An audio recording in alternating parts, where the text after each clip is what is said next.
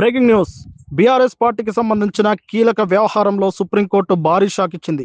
ప్రభాకర్ రావు కేసుకు సంబంధించి విచారణలో భాగంగా సుప్రీంకోర్టు కీలక వ్యాఖ్యలు చేసింది. ప్రభాకర్ రావును ఎంతో కాలం ఇంటరాగేషన్ చేస్తారో స్పష్టంగా ఇవ్వాలని, విచారణను త్వరగా పూర్తి చేయాలని దర్యాప్తు సంస్థలను ఆదేశించింది. ఈ కేసులో ఇప్పటికే ప్రభాకర్ రావును 2 వారాల పాటు కస్టడీలో విచారించేందుకు అనుమతించామని కోర్టు గుర్తు చేసింది. అలాగే మే నెల నుంచి ఆయనను అరెస్టు నుంచి రక్షణ కల్పించామని స్పష్టం చేసింది. ముందస్తు బెయిల్ లేదా అరెస్టు నుంచి రక్షణ ఇచ్చినంత మాత్రాన విచారణకు పిలవకూడదని అర్థం కాదని సుప్రీంకోర్టు స్పష్టంగా పేర్కొంది. కేసు దర్యాప్తు సక్రమంగా జరగాలనే ఉద్దేశంతోనే ఆర్టికల్ 142 కింద మధ్యంతర ఉత్తర్వులు జారీ చేసినట్టు ధర్మాసనం విచారించింది. దర్యాప్తు సంస్థలకు పూర్తి స్వేచ్ఛ ఇవ్వడమే లక్ష్యమని, అయితే విచారణ అనవసరంగా లాగకూడదని కూడా కోర్టు హెచ్చరించింది.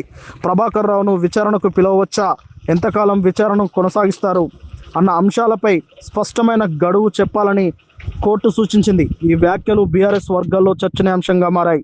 కేసు దర్యాప్తు తదుపరి దశకు వెళ్లే అవకాశం ఉందని న్యాయ నిపుణులు విశ్లేషిస్తున్నారు. సుప్రీంకోర్టు తాజా ఆదేశాలతో ఈ కేసు మరింత కీలక మలుపు తిరిగే అవకాశం ఉందని రాజకీయ న్యాయ వర్గాలు అభిప్రాయపడుతున్నాయి.